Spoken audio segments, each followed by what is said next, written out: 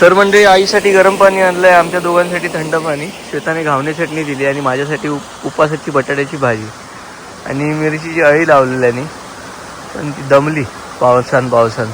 एवढं पाऊस नाही पाहिजे मिरचीच्या अळ्यांना. आणि दादा वहिनी होते त्यावेळी, वही बिळी छान केल्यानी पप्पांनी आमच्या.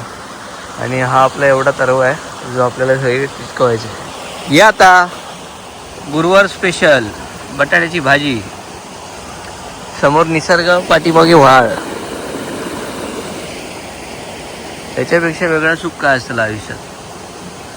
चला भाजी खाऊया आणि मेहनतीक सुरुवात करूया. पावसा हवा जरा येऊन तर नाही 9-10 पेंडिओ काढले सर्व तसं बारीक आहे. आई पप्पा अजून शेतातच आहेत. मी रेनकोट नेले नाही, पाऊस येलो जोरात. म्हटलं पुढे जाऊया. आज 2च कोपरे लावायचे आहेत.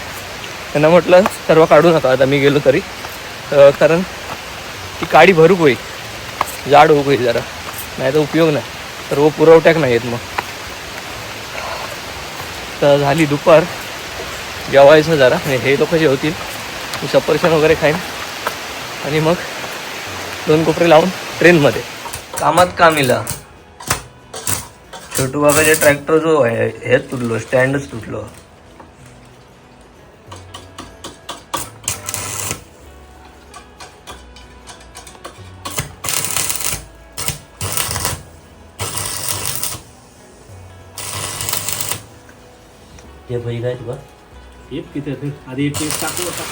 पाऊस आज दाबूनच हा, बाकी परत श्वास व्हायलो. आताच आई घरी आली आहे, त्यांच्यासाठी आमटी करून ठेवली मी. आता ते दोघं जेवतील, आपणा दोघे उपास. आपण एखादं फळ खायचं आणि वाप्यात जायचं. तर आत्ताच आई पप्पांचं जेवण झालंय. पप्पा मी पुढे आलो आहे शेतात. चिखलाची दात घरी होते, ते घेऊन आलो. कालच्या व्लॉगमध्ये बघितलं असेल तर आपण काल त्या काकीचं घरून दिलेलं. वरती डोंगरात धुक्या बघा. आणि हे साहिलच्या आईने लावलेले कोपरेत. आम्ही दरवर्षी पार्टी पण करायचो तिकडे, पण तिथे गवरेड्यांचा खूप त्रास आहे. सो यावर्षी फक्त हे इथले हे 5-6 कोपरेच करतो आहे. आता पॉवर टेलर आधी इथे आणूया, हा करून झाला की हा करूया. तोपर्यंत माका जाऊची वेळ होईत, बघूया. चला.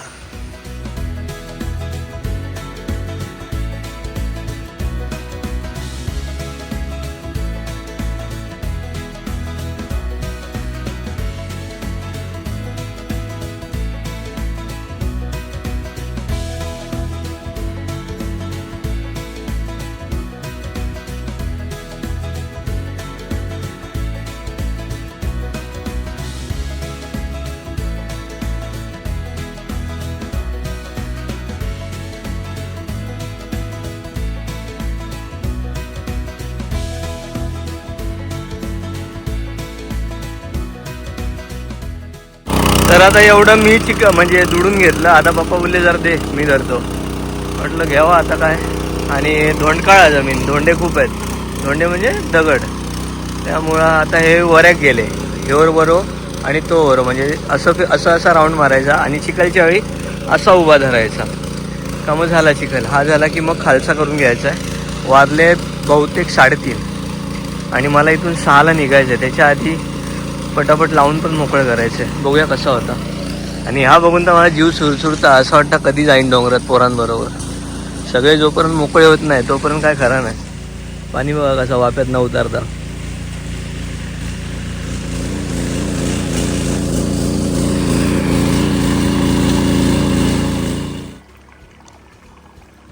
तर वाप्यामध्ये असं रान असेल ना तर ते काढायला पाहिजे, नाहीतर नंतर रान वाढतात आणि मग शेती चांगली होत नाही. हे बघा,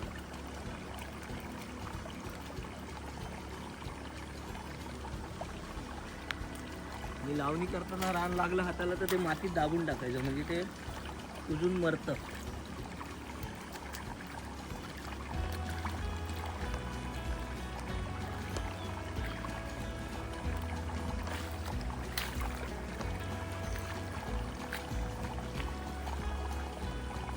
एवढी घाण.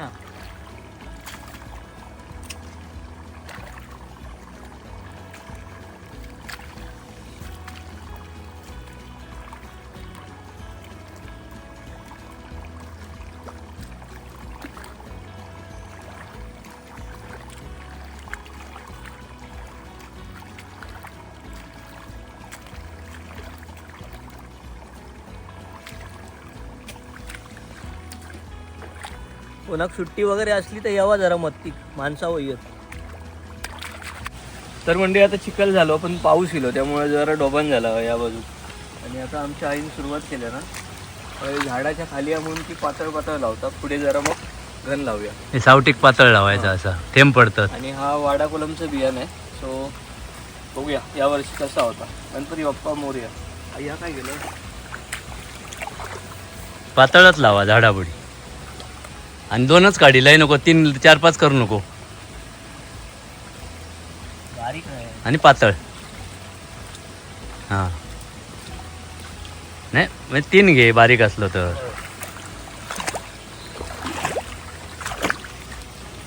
तर अगदी पातळ टाकतो रे का. झाडच होतो. आता गेलो हा पाऊस.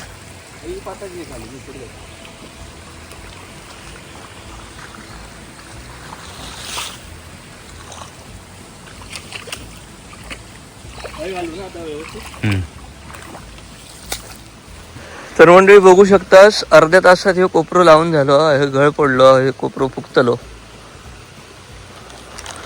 पाय उघड चालू राहून दे. होय पाणी येतात हा बघतोय. दिसत नाही असं होय आवडतं.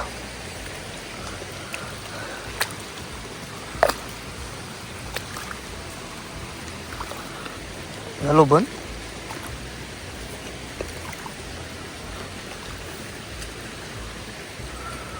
असं पाणी चालू नाही राहिलं पाहिजे आता वाफ्यात. जे चिखलाचं पाणी आहे तेच पाहिजे. एक्स्ट्रा पाणी काय आलं पावसाचं तरच. आणि आई मी आणि पप्पा तिघांनी मिळून हा कोपरा लावला. मग पप्पा इथे अर्ध्यावरून त्यांना म्हटलं तो धरा तोपर्यंत मी आईला मदत करतो. मग आम्ही दोघांनी मिळून पुढची पाता सरकवला. आता जरा कंबर ताट करता हो कारण परत एवढं कोपरं लावचं. ओके मंडळी तर दुसरा कोपरा पण झाला फायनली. आणि आता मी निघतोय, मला मुंबईला जायचं आहे. आई पप्पा हे ते कोपऱ्यात जर असं राहिले ते लावून येतील घरी. चलो भागो. चला आई येतो मी, पप्पा येतोय. तर आता पूर्ण धावपळ आहे, कॅमेऱ्यावर काय ते लागला आईला. हां तर आता तोंड बिंड नाही धुवत बसले, हातपाय धुतले फक्त. आता इथून घरी जायचं, गाडीची चावी आणायची, गाडी काढायची, थेट होंडा. त्यात श्वेताने सांगितले दूध घेऊन यावं येताना. इस्त्रीचे कपडे बाहेर आहेत, त्यात कुरिअरचं सामान सगळं रेडी करून ठेवलं आहे. आणि कुरिअरवाल्या दादाला दिलं आहे, त्याला म्हटलं तू पॅकिंग कर. आता काय मी नाही. सो त्याने पॅकिंग करून मला फोटो पाठवले की मी ज्यांची ऑर्डर आहे पिठाची वगैरे त्यांना फोटो पाठवेन. काजू बिजूची पण भरपूर मोठी ऑर्डर आलेली एकदा, ते पण क्लिअर करून टाकलं. हा कंबर मांडी बिंडी सगळं भरला आहे. आणि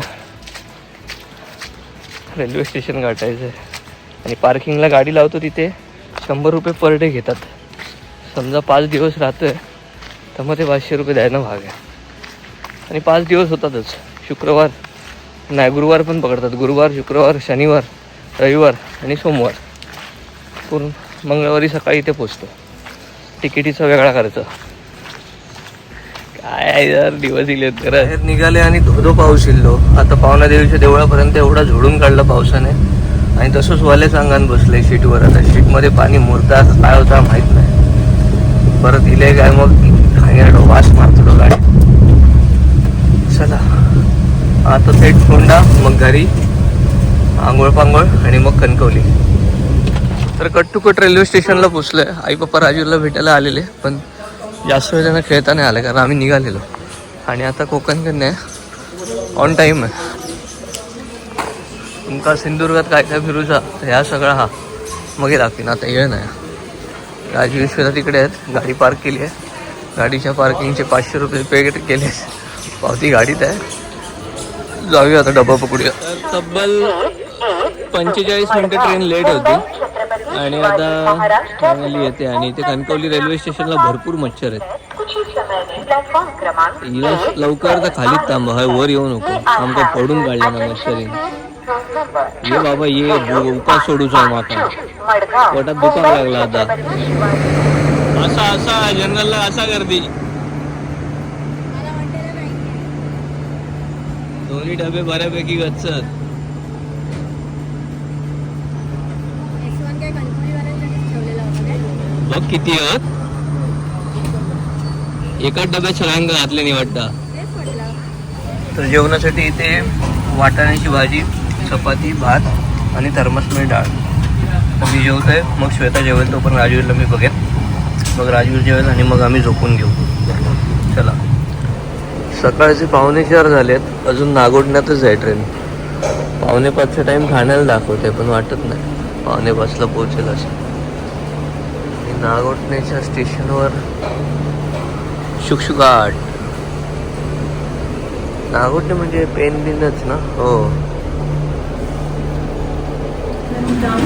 तर मंडळी सकाळची 6:15 झालेत आणि आम्ही ठाण्यात उतरलो आणि गर्दी बघा. आणि त्यात जो पाऊस चालू आहे आणि नशीब काल एक छत्री घेतलेलं आहे. आणि आवाजांची याला इतकी सवय नाही अजून तशी. आवाज आले की दचकतो. चला आता भेट कळवा.